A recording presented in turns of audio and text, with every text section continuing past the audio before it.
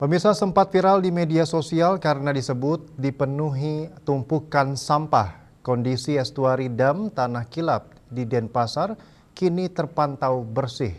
Meski demikian, warga tetap diingatkan untuk tidak membuang sampah sembarangan ke aliran sungai.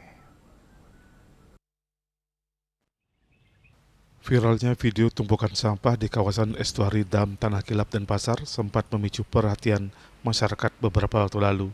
Namun saat dipantau tim liputan Bali TV pada Minggu pagi 3 Mei 2026, kondisi kawasan estuari dam terlihat bersih dan bebas dari timuran sampah. Hanya di beberapa titik masih ditemukan sampah plastik yang tersangkut di area perairan. Estuari dam Tanah Kilap menjadi muara pertemuan aliran Tukat Badung dan Tukat Mati.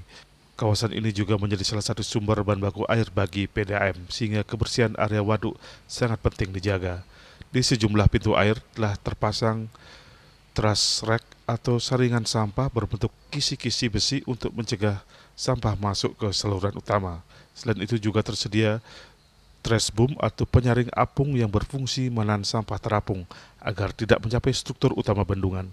Pada hari libur, kawasan estuari dam juga ramai dikunjungi warga untuk memancing maupun bersantai menikmati suasana sekitar waduk.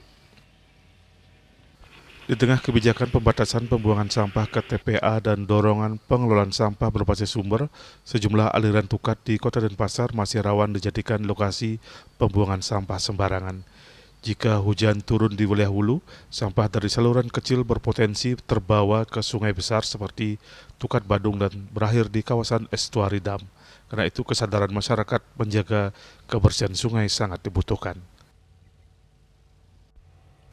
Winata Bali TV.